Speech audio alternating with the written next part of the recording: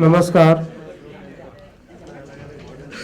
ये बंधु भगिनियों, आप सबको विश्व अध्ययन केंद्र स्वागत करता है। आज हम एक नया अध्याय शुरू कर रहे हैं और पैनल डिस्कशन का आरंभ करेंगे।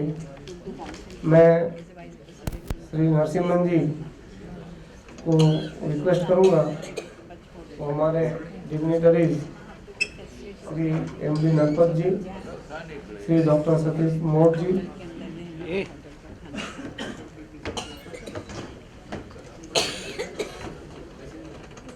श्री रवि जी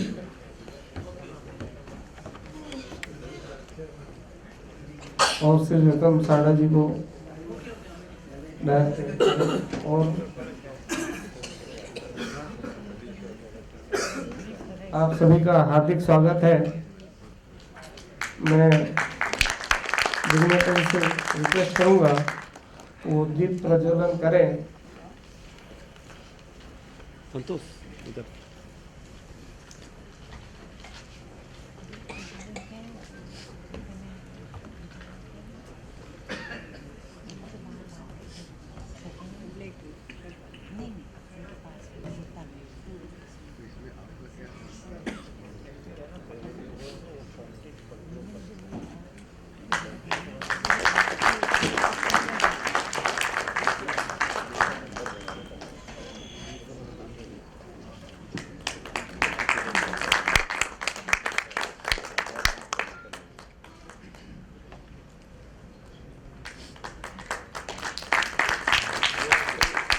मैं श्री शैलेश पंड्या जी को श्लोक कहने के लिए आमंत्रित करता हूँ। हरिओम। जब खाली मैं एक और मिनट लूँगा आपकी। जब बेटा माँ बाप से जब दूर होता है तब माँ बाप उसे कनेक्टिविटी के लिए एक मोबाइल इंस्ट्रूमेंट, आज के लेटेस्ट ज़माने में एक mobile instrument with latest technology देते हैं। उसी तरह से हमें भी भगवान ने एक इंस्ट्रूमेंट दिया है, अपने तन रूपी एक इंस्ट्रूमेंट है, उसके अंदर एक मन रूपी वाईफाई दिया हुआ है भगवान ने। तो आइए हम एक प्रयत्न करते हैं हमारा छोटा सा, कि मन रूपी वाईफाई से हम तन के साथ में उस प्रभु से जुड़ने की कोशिश करें, जिससे हम जिस कार्य के लिए यहाँ पर इकट्ठे होते हैं वो कार्य के लिए प्रभु हमें और शक्ति दे।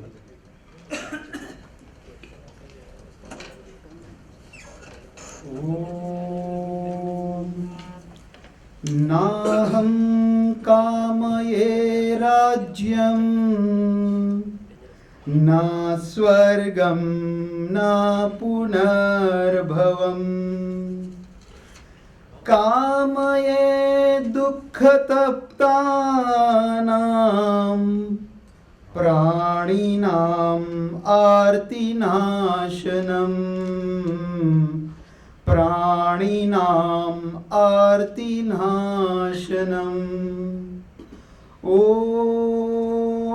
सहनाववतु सहनौ भुनक्तु सह वीर्यं करवावहै तेजस्विनावधीतमस्तु मा विद्विषावहै। ॐ शान्तिः शान्तिः शान्तिः अस्तु।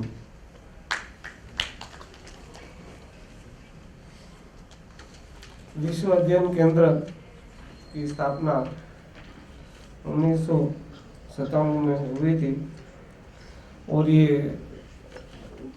स्थापना करने के पीछे एक उद्देश्य था कि भारत के विषय के लिए, भारत की बात बाहर लोगों को रखने के लिए, या बाहर के जो यहाँ से गए हुए हैं उनका विषय रखने के लिए कोई तो ऐसी संस्था होनी चाहिए जो हमारे विचार हर जगह पहुंचा सके और बाहर से जो अच्छे विचार है वो हमारे इंडिया में लेके आ सके। ये पूरा केंद्र जो है, इनके फाउंडर मेंबर में डॉक्टर सतीश मोध जी हैं, श्री रतन शारदा जी हैं, और ये जो विषय दिया गया है कि भारतीय वंशीय जो बाहर गए हैं और उनके जो विषय हैं उनको किस तरह से लोगों में प्रस्तुत किया जाए, और हमारे यहाँ जो स्कॉलर्स हैं, जो यूनिवर्सिटीज़ हैं, जो एक्सपर्ट्स हैं, उनका कैसे सहयोग लिया जाए। इसके लिए हम हर साल अलग अलग प्रोग्राम लेते हैं। 2 बड़े प्रोग्राम रहते हैं, जैसे एक यूनिवर्सल ब्रदरहुड डे और दूसरा लक्ष्मणराव जी भिड़े मेमोरियल लेक्चर। और विश्व अध्ययन केंद्र की जो पहुंच है, आज 10 साल से हर जगह पे हम पहुंचे हैं और कई देशों में हमारा लोग काम कर रहे हैं।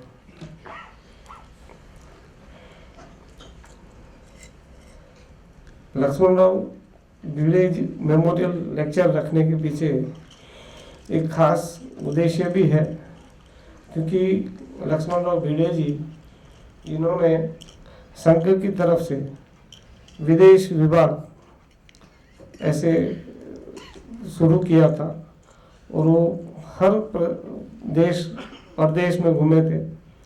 और उन्होंने केन्या में पहले, जो सबसे पहले केन्या गए, और केन्या में हमारे जो लोग थे भारतीय वंशीय, उनको उन्होंने देखा कि है तो ज़्यादा, लेकिन थोड़ा हमारे वहाँ एकता कम है, और उसकी वजह से विषय वहाँ हमको तकलीफ हुई थी और लोगों को वहाँ से निकलना पड़ा था। तो वो विषय देख के उन्होंने सोचा कि ये सिर्फ कुछ अफ्रीका स्टेट देश या ऐसे यूरोप नहीं, हर जगह अगर हमारा लोगों को हम तैयार करेंगे, एकता में जुटाएंगे, तो जरूर हम लोगों को तक पहुंच भी सकेंगे। और हमारे भारत की जो हमारे विषय है और जो चिंता है, और हमारे जो भारतीय लोग जो है उनको भी मालूम पड़ना चाहिए क्या हो रहा है। वैसे ही भारत के लोगों ने वहाँ जाके जो अच्छा प्रगति की है, उसका भी अपने लोगों को बताना चाहिए। टोटल ये पूरे कार्य के अंदर उनके अध्यक्षता में, उनके मार्गदर्शन के अंदर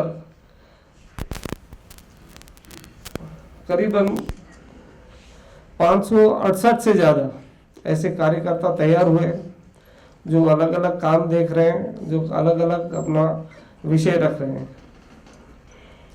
और एक इंटरनेशनल कॉन्फ्रेंस ऑफ वर्ल्ड ऐसे हमने लिया था, जिन्होंने 2008 में रामबाव माल की प्रबोधिनी मुंबई में, वहाँ लोगों को वहाँ हर एक विषय बताया गया था, और लोगों के एक इंटरैक्टिव सेशन जिसको बोलते हैं वो किया गया था, और अच्छा प्रतिशत मिला था। टोटल 200 से ज़्यादा डेलीगेट्स आए हुए थे।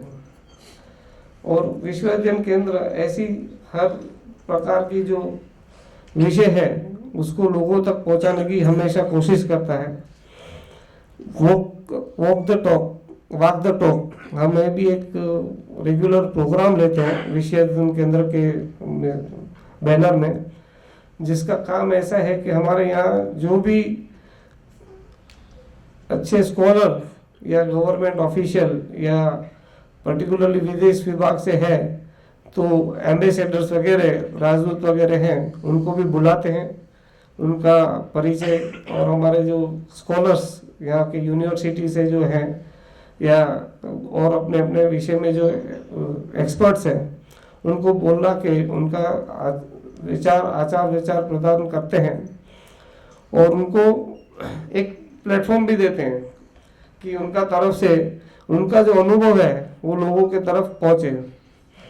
मैं अभी श्री नरसिम्हा जी से आग्रह करूंगा कि वो मंच पे विराजे नलपत जी को बुके दे के स्वागत करेंगे।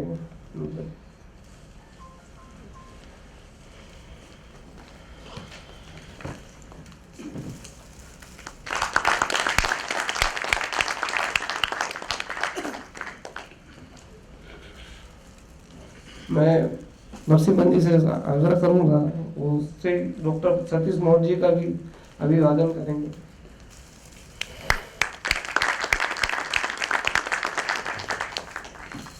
मैं नरसिम्हा जी से आग्रह करूंगा वो रवि जी अय्यर जी का भी पुष्प देके।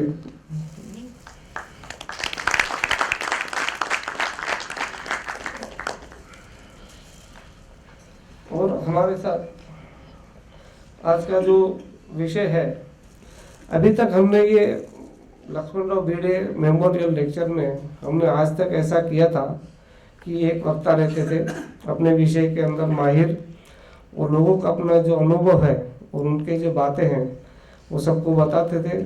उसके बाद जो आए हुए हैं सुनने के लिए या ऑडियंस में और भी जो जानकार विषय के लोग हैं उनके साथ उनका प्रश्नोत्तरी भी रखते थे।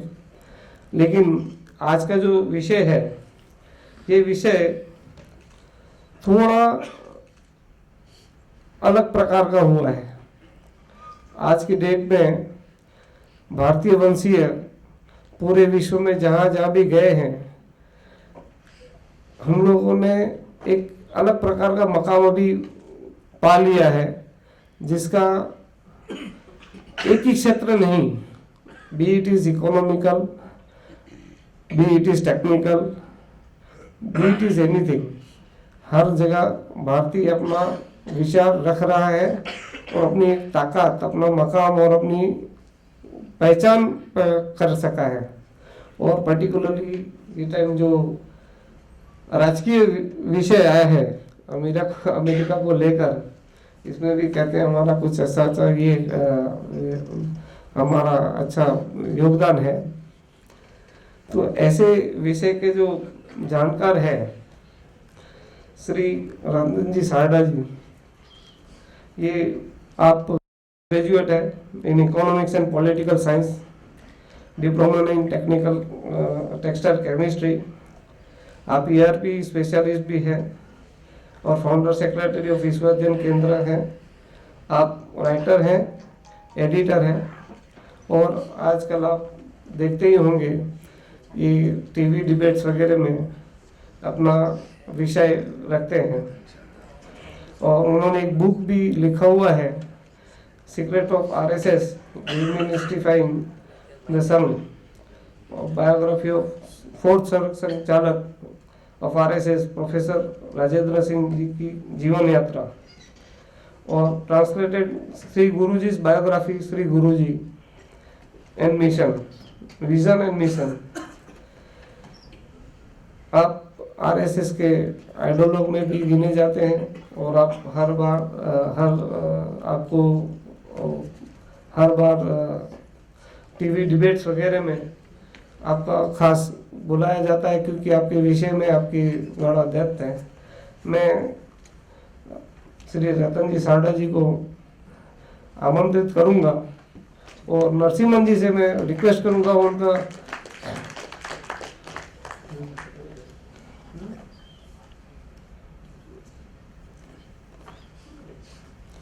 श्री रतन जी Sharda ji.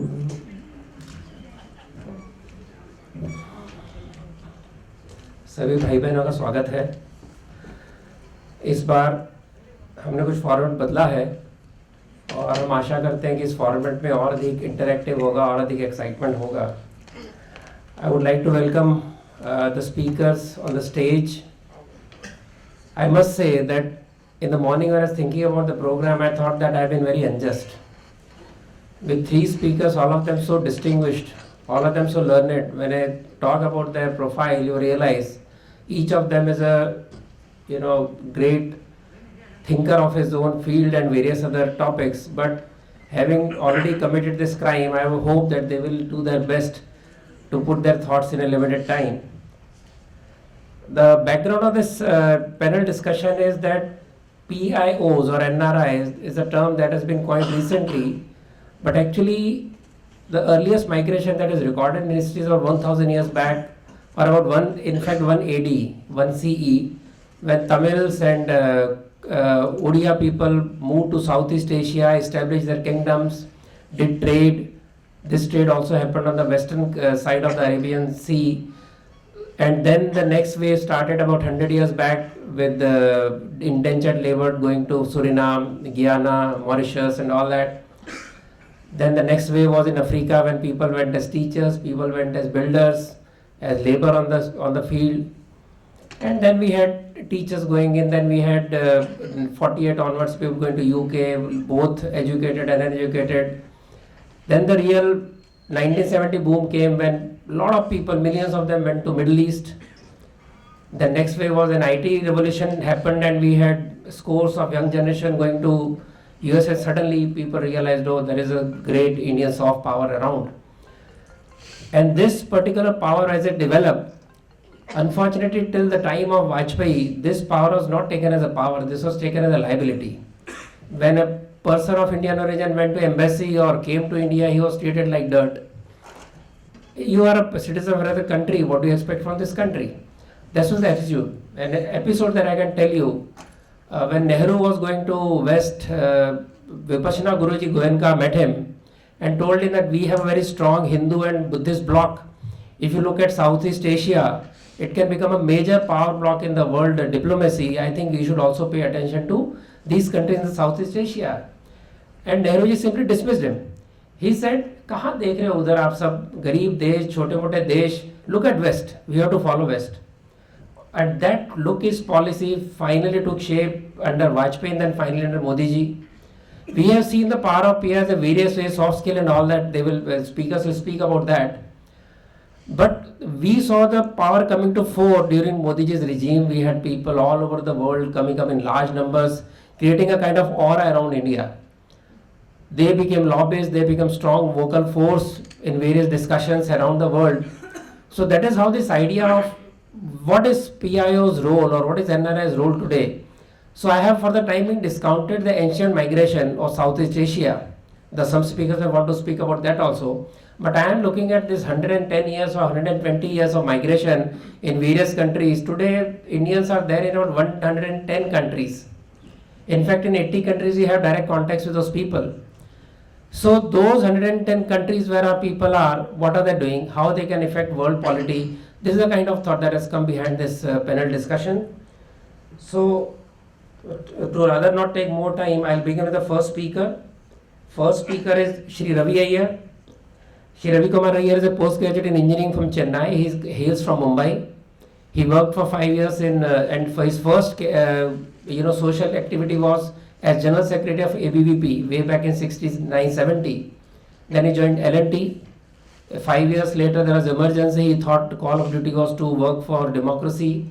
He left job, became full-time worker of RSS in that difficult time and went on. And later on he joined HSS Hindu Swayamsevak Sangh. His headquarters is in Hong Kong. Then he moved to Perth, Sydney, Australia. And nowadays is stationed in Mumbai. But he is hardly in Mumbai, of course, because he keeps globe-trotting. He has visited around 80 countries. And while all this was happening, I forgot to add that while this government was looking at this as a liability, there were some people working very, very sincerely, selflessly to look at this diaspora who had nothing, no support, moral support across the world. And that was Shri Chaman Lal ji, an RSS Pracharak, who connected people with postcards. There were no phones at that time. Airmail was very costly. RSS being very stingy about money. So he used to send postcards. He would talk to them. People would come and meet him. That is how this whole process started. Then there was Baleshwar ji, who worked day and night, went to all the colonies, ex-colonies where India stayed. He called them here. And we had Lakshmanrao Bhide, the first Hindu missionary. I call him Hindu missionary because he was not a spiritual leader.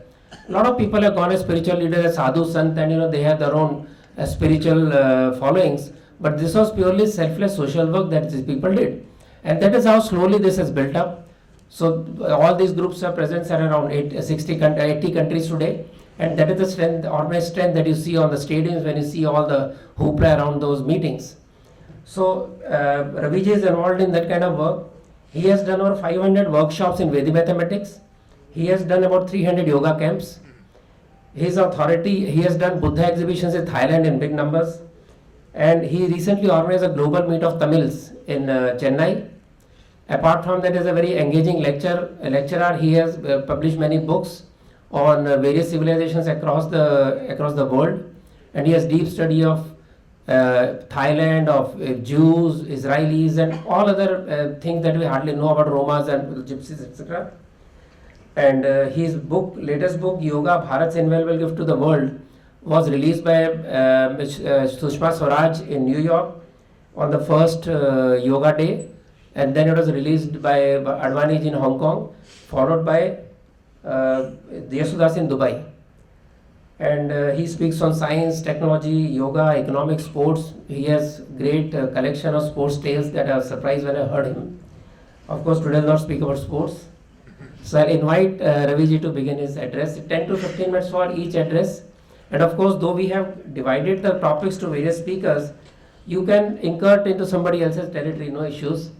Because after all, it's not a fight, so anybody can speak, take up a topic which he felt has been left of the speaker. We have 3 topics.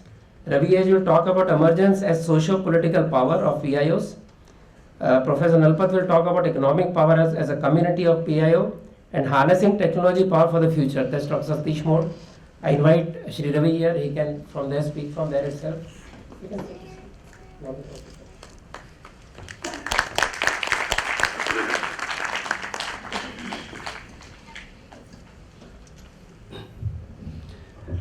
My salutations to Lakshmanrao, Bhide ji, Chamanlal ji, and Baleshwar ji.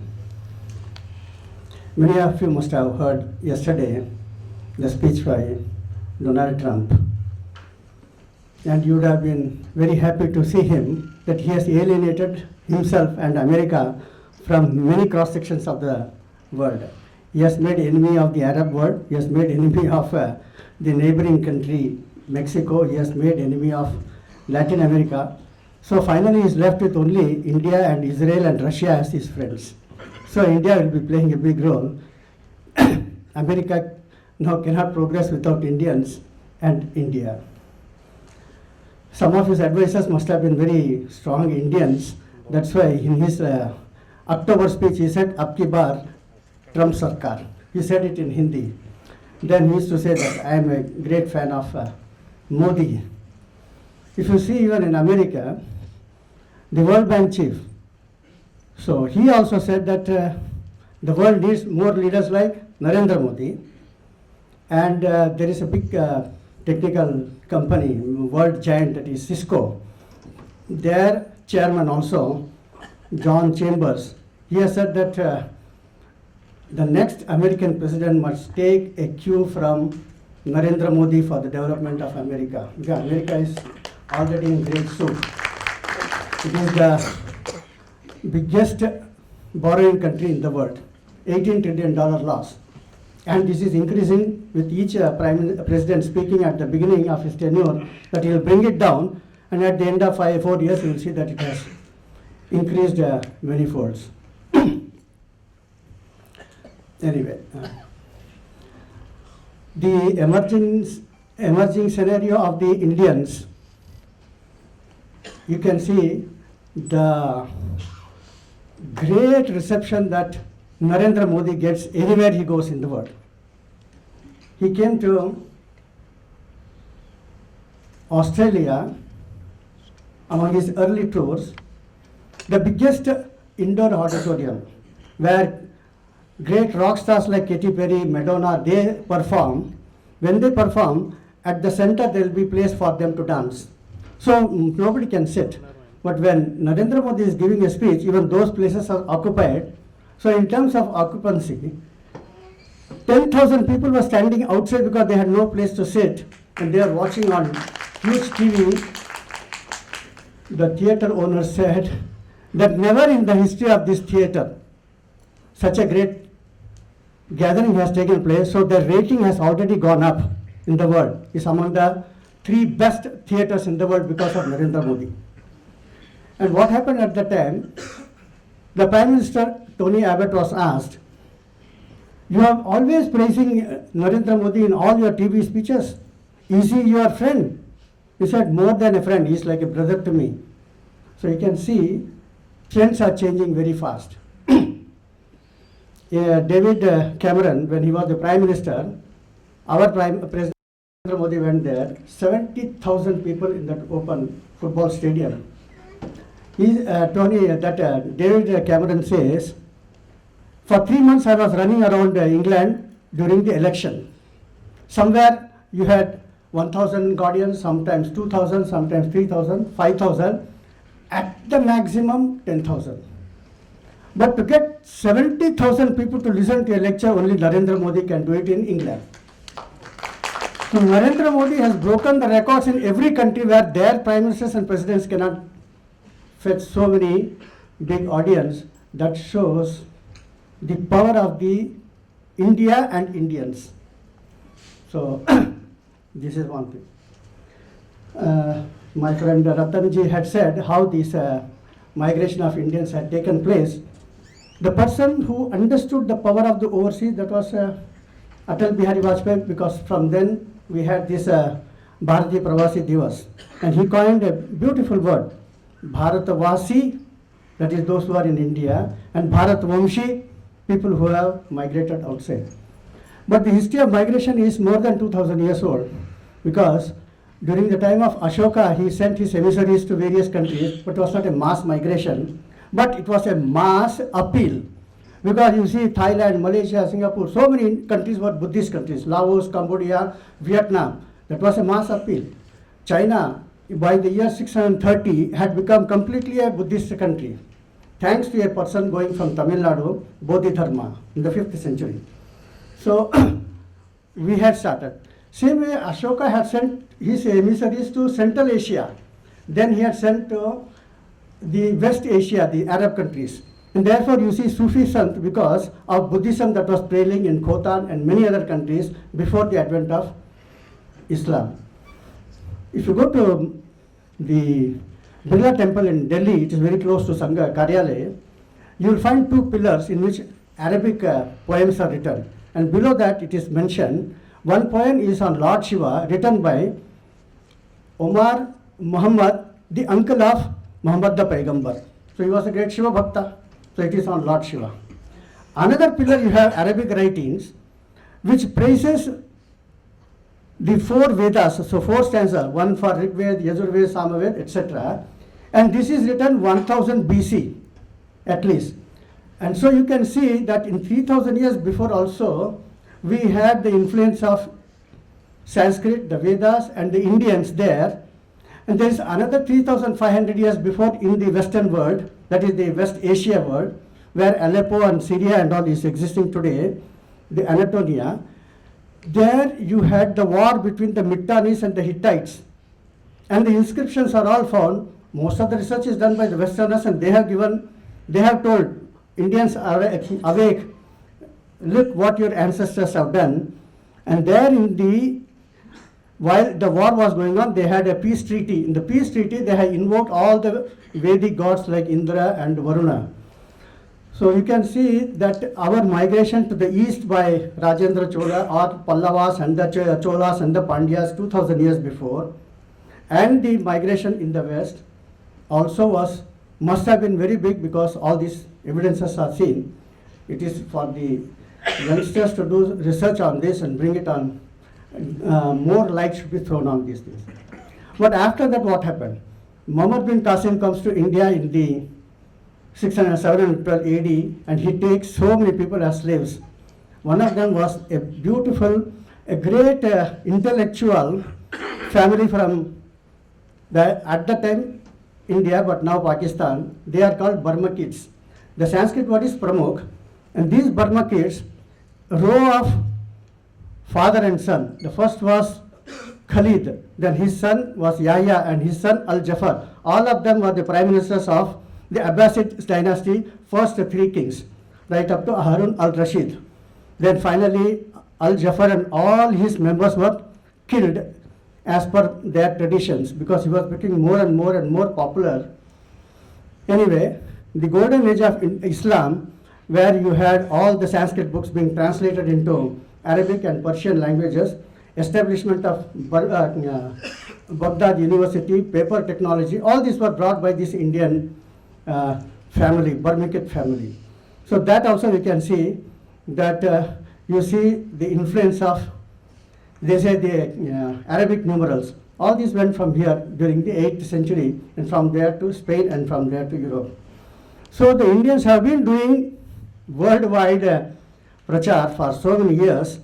Now come after that, we have 1000 years before, another wave of people going to Europe. They went from Rajasthan.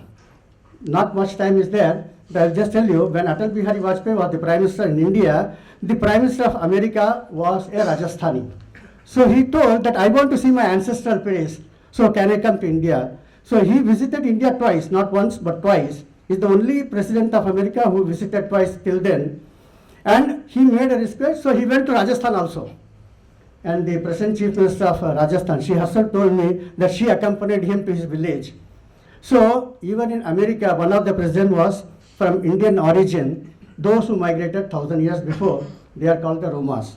And they brought steel technology to Europe, they brought the music, they gave them dance, they gave so many things in cultural, these Romas. Their contribution is enormous, not much study is done.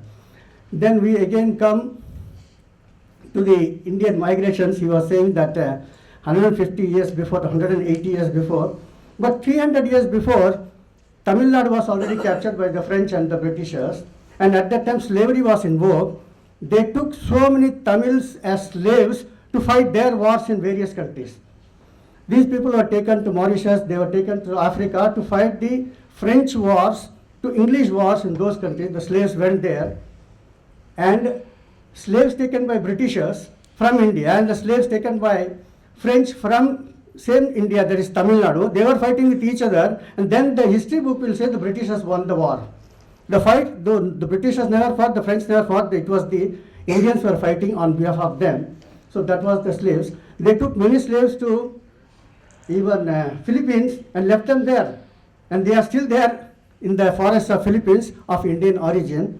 All these things has to be brought, so I thought I may add. But at the same time, now coming back to what happened in the indentured laborers 180 years before, they went as almost as slaves because slavery was removed on paper, but in practice it was there. A new name was given, that is indentured laborers.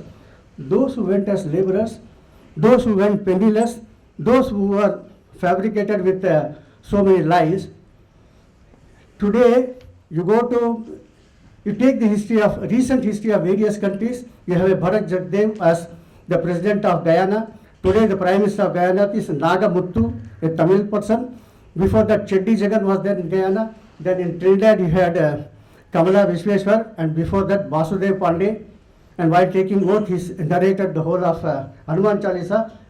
Kamala Vishweshwar also taking oath on Bhagavad Gita. Then you go to Fiji, you had Mahendra Chaudhary. In Singapore you had Devan Nair, and then S.R. Nathan. In so many countries, Prime Ministers and Presidents. Mauritius, of course, always the Prime Minister or President is Indian. But at least in 30 countries, people have elected Indians as either a mayor or an MP or an MLA or a minister at the state level, at the national level. So you have a very strong lobby in all these countries. You have very strong lobby in UK and USA also. But one more thing is emerging in America.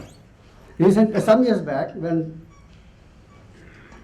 our Prime Minister Manmohan Singh went to USA, and there was one-to-one meet between Prime Minister Manmohan Singh and Obama. When these two people are talking, their personal secretaries were taking the notes. They will not participate in the discussions.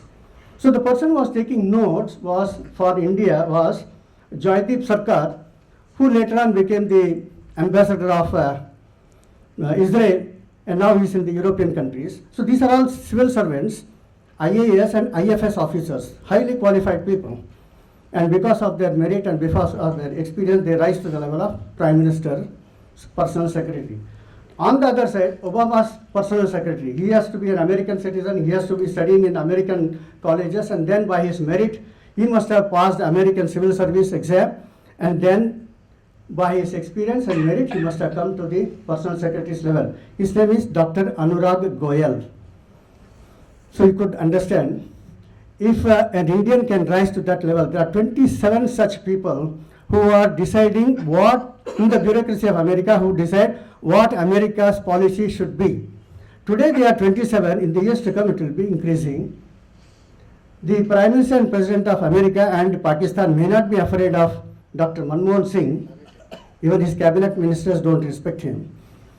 But they are afraid of these 27 people, because Democrats and Republicans may come and go, but these people will be rising in their seniority, so their power is to be understood.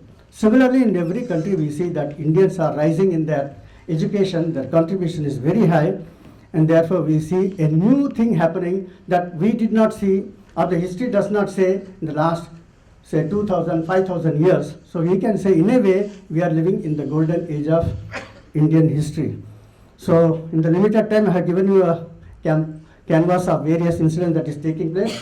At the social level also, in education, Indians are growing, and in other aspects also, Indians are growing. There are some problems, but because of the digital technology, Indians get connected. Because of Facebook, Indians are getting connected, and therefore the marginalized people of Malaysia, Singapore, not Singapore, Malaysia and Fiji, they are also getting connected to the successful Indians around the world, and therefore they get empowered, and therefore their body language is speaking different, and we see that they are now rising in there. In Malaysia, they had a competition, 11,000 people participate, who should be going to the astronomer, who should be their next astronaut in the space. An Indian girl came first. Thank you.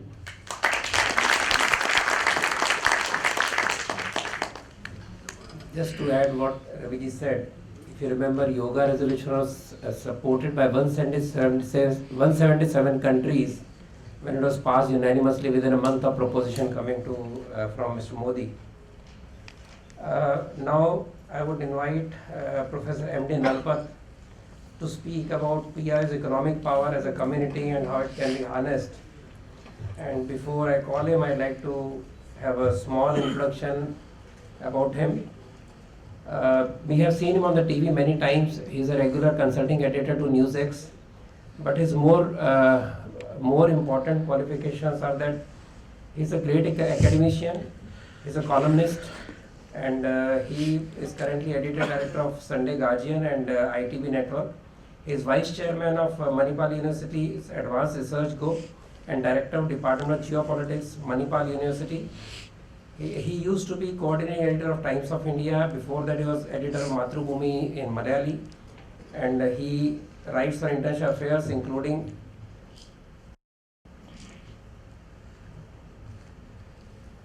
there is a message that car number 0836 and 6920 are wrongly parked.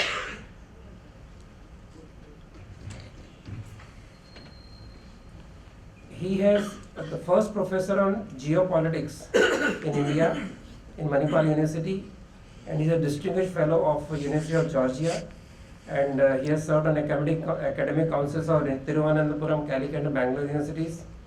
He's an author also. He has written 6 books, the most famous being including Hindutva, whose central thesis is that every Indian is a synthesis of Vedic, Mughal and Western culture DNA, and religious exclusivism goes against such ethos of fusion. He has played key role in literacy movement in Kerala, in children's theatre and environment. To just give a brief gist, he is honorary director of UNESCO Peace Chair, foreign policy expert, Gateway House, member of advisory board of India, China, American Institute, Georgia, member of resource board. I think this is too long. I mean, he will get less time to speak if I speak everything. So I'll close it here, and I welcome such a distinguished speaker and get his views.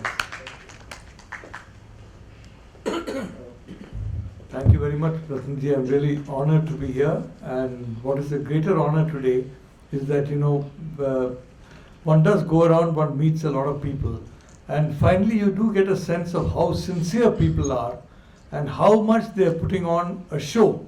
That they're not really sincere, but they're putting on a show. When I look at the audience here today and look at the attentive way they've been listening to speakers, when I look at the speakers themselves, I mean, Mr. Ravi Iyer spent his entire life, I mean, after the emergency, for the sake of the cause he believes in. Ratan, Ms. Narasimhan, and the audience here, I think I'm really humbled, if I may say so, to speak to individuals who are so transparent in their sincerity. Now, Ravi, Mr. Iyer has given you a very good summary of the persons of Indian origin across the globe. I just want to take the liberty of being an academic and bounce off certain concepts to you, so that we can just try and develop this discussion beyond the boundaries that we have of a person of Indian origin, people who have, etc. and all that. And I would like to say exactly, the point is very simple. What I want to ask is it the physical, is the person of Indian origin, is it a physical concept or is it a mental and a metaphysical concept? In other words, you can be of Indian origin. At the same time, mentally, for example, spiritually, metaphysically, would you define yourself as Indian if you were to say that the term Indian has certain very deep core values inside us? Now, when we put only the question of the genetic code in front of us, then we are essentially, in a sense, downplaying the significance of being an Indian. Because we are saying that it's a question of blood, it's just a question of your genetic code, nothing else matters. You can be what you are, you can act as you like, you can talk as you like, it doesn't matter, you are Indian. But what I want to raise to you today is, what exactly is this concept of being an Indian? And I think this is a question that possibly we have not been asking ourselves enough. I know, for example, when I go to Japan, the Japanese have a very clear sense of what it is to be Japanese. I know when I go to Germany, when I go to Britain, I mean the English, the Welsh, the Scots, the Chels, they have a very clear sense of what it means to be English or to Scot or to be German or to be Japanese or to be Chinese. Now we can say we have 1.26 billion people. The Chinese are only marginally more than us, but there is a very strong sense of what is being Chinese, of Chineseness. Is there a similar strong sense of what it is to be Indian? Is there a very strong sense of what is there, this concept of Indianness? I'm using this, I'm saying this because, रतन जी आप तो मुझे forgive करना चाहिए कि मैं तो अंग्रेजी में बात करूंगा, क्योंकि बात तो ये है कि मेरे मन में अंग्रेजी भी एक भारतीय भाषा है. आप लोग तो पैंट शर्ट पहनते हैं, वो भी एक भारतीय है. हमारे जो हम एक यूनिवर्सल कल्चर है. When you say Sanatan Dharma is a universal culture. What is a universal culture? It is like blood group O.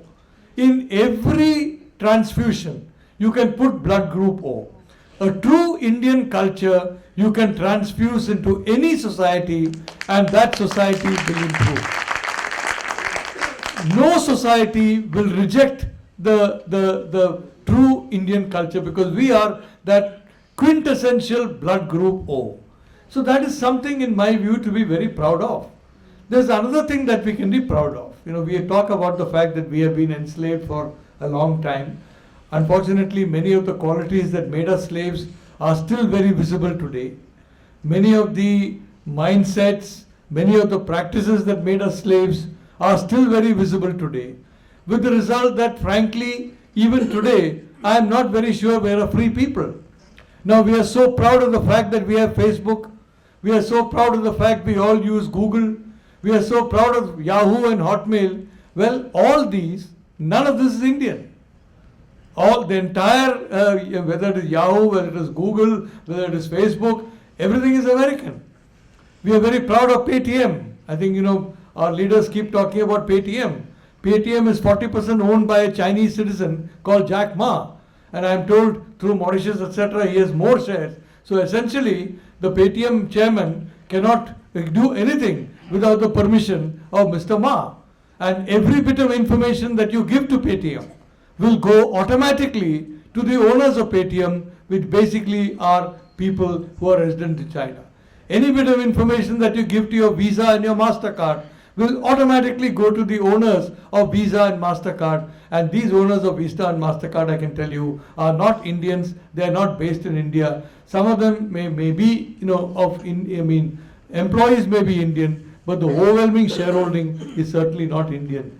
So the question I would like to ask, frankly, is, even today, we are so proud of our becoming a digital society, of an internet society, but let us be honest, we are a digital society on foreign legs.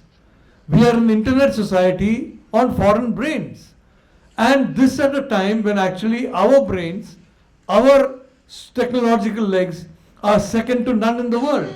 As I'm sure, Mr. Ravi Iyer will tell you, the world's best engineers, doctors, scientists, conceptualizers are from India. If you look at, my university, Manipal, the head of Microsoft today, Satya Nadella, is from my university. You look at Google, Sundar Pichai. Sundar Pichai does not come from Germany, he does not come from France, he does not come from Japan, he comes from India. Look at the head of Nokia, he comes from the Punjab. His family has been in the Punjab for 140 generations. So there's something about us that is special as a people. And what is it? In my view, we share this quality. I think reference was made to the state of Israel. We share this quality with the Jewish people of state of Israel. The Jewish people for 5,000 years, 6,000 years, they were persecuted. They did not even have a country to call their own, but they kept their culture, they kept their philosophy, they kept their mindset alive through all those millennia of subjugation. I think it is fair to say that we also have been subjugated for a long time. But I think it is important to say that despite this long history of subjugation, our culture has not been diluted. Our mind, our vision, our mindset has not been diluted. What has happened is, frankly, is that we still have a structure in place, a governance structure in place, which is alien to our spirit. Again, I repeat, what is the greatness of Sanatan Dharma? The greatness of Sanatan Dharma is that it goes into a 360-degree view of the world. If you look, for example, at some Wahhabism, if this is 360 degrees, Wahhabism may be 10 degrees. It looks only in a particular direction. Even some of the other religions that are, Wahhabism is not a faith, it's a kind of a set of beliefs. But if you look at so many faiths, you will find, I do not believe there is any other faith other than Sanatan Dharma that has got a 360-degree vision. And this 360-degree vision means a certain understanding, even a certain acceptance of diversity, and very much an adjustment to change. What is making I have always asked myself two questions. One question is, why is it that small little island in the Atlantic Ocean called Britain, but that tiny little island, how is it that was able to conquer more than half the world? Why is it that a second question I ask myself is, why is it that people as gifted, as creative, as spiritually, as culturally, as intellectually deep as the people of India, why is it that we are nevertheless the country where 40% of the world's desperately poor are citizens of India? 40% of the world's desperately poor are our citizens. About 300 million people, quite frankly, are desperately poor in India. Why is it that our national income, when you had South Korea by 1955, because of the war, South Korea was destroyed. In 1955, Germany was destroyed. Japan was destroyed. But today, you find, whether it is South Korea, whether it is Germany, whether it is Japan, their national income is 20, 30, 40 times our national income. What is the cause of this? As I said, I do not claim any particular scholarship or whatever. I have written a lot. I have contributed some papers.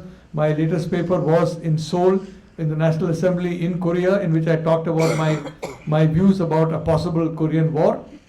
But in my view, the people in Britain, they were happy in the sense because the monarchy in Britain was having a very light hand on them.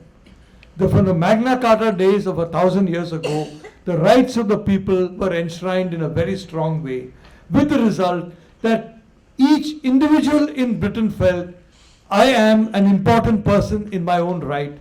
I have the capacity, if I have the will, I can do anything.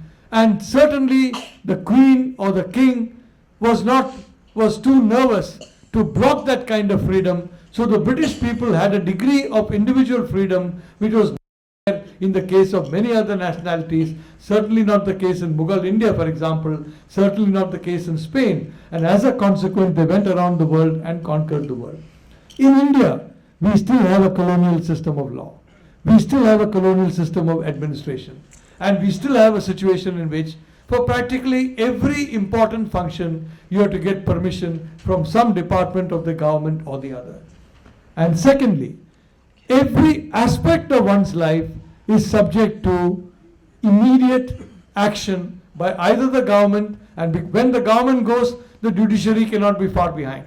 So if the government says, we have a right to interfere in every aspect of your life, whether it is cultural, whether it is social, whether it is anything, then the judiciary will also say the same thing, with the result, the space in India for a citizen of India which is independent of government and the institutions of state is extremely limited, much more limited than is the case in countries where Indians have done exceptionally well. They have won Nobel Prizes, they have created beautiful works of science, technology and other matters. The same brains, the same culture and the same people, because the good news is wherever they go, they do not shed that fundamental core Indian values. Wherever they go, they do not shed their affinity for loving this country, loving its culture. So I think what I wanted to say here, frankly, is that this is an organization that is dedicated to thinking. When an organization is dedicated to thinking, it is very important that each individual analyze the two conundrums that I have said before you. One, why did Britain get a huge empire?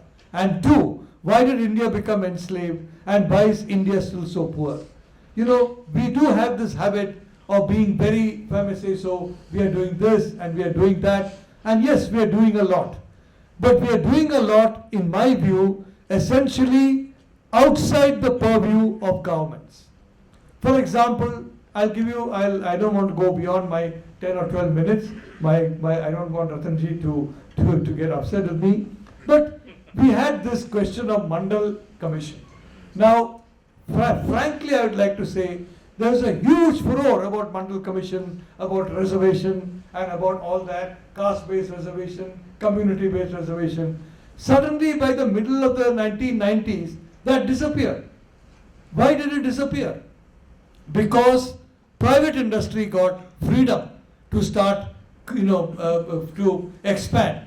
It is still not very free. Frankly, private industry is much more freedom in China than in India, even today, that is a fact. But still, that limited freedom of private industry created a window for people, so they did not have to go to government. So the tension and anger of reservation diminished very sharply with the growth of economic freedom and the freedom to set a private industry.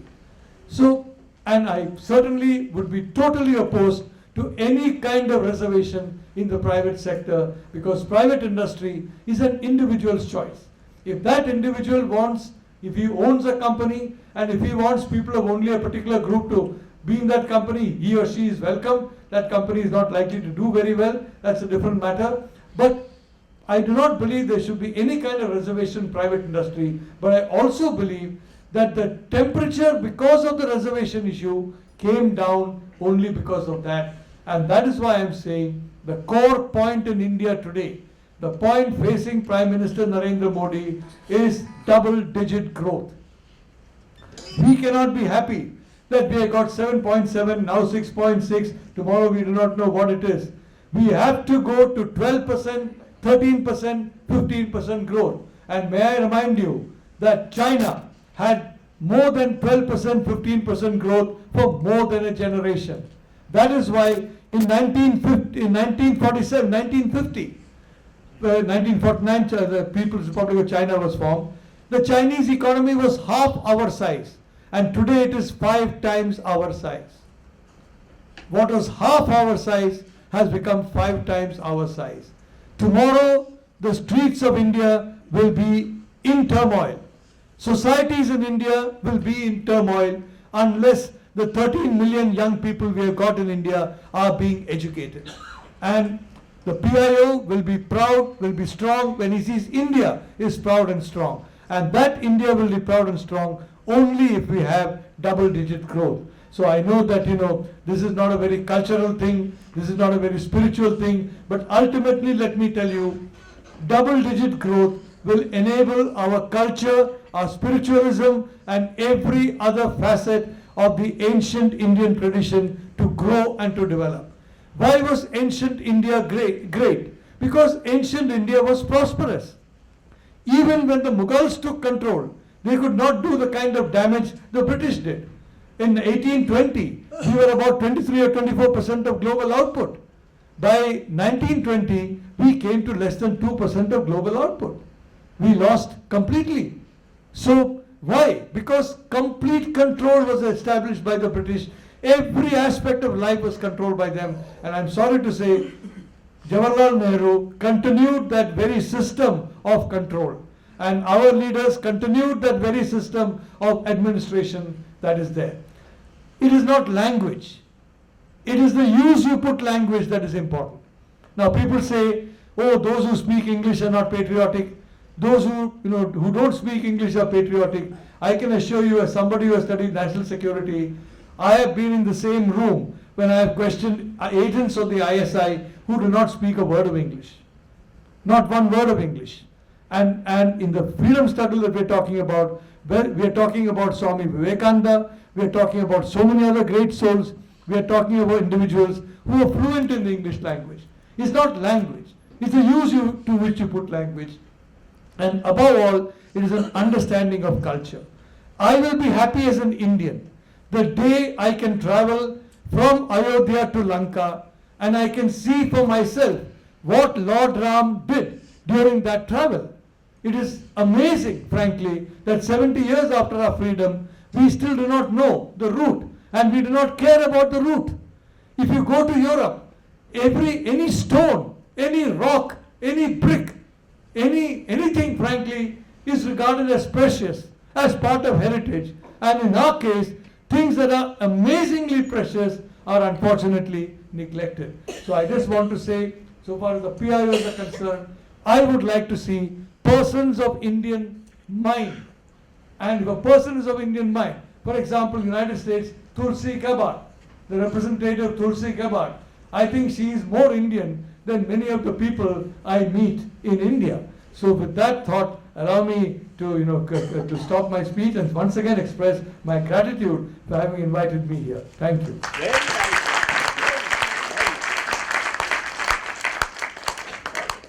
The most important takeaway for me is that calling Sanatan Dharma blood O, which can be infused in any culture, any society, and I hope our Indians do that across the world. There are a lot of questions there itself. I mean, speakers are excited about asking a lot of questions, so we'll ask them to hold their horses. There is a question slip available with Sunil Mishra here, and people who want to ask questions can ask for the slip, put their questions in writing. Frankly speaking, it should be short so we can take more questions.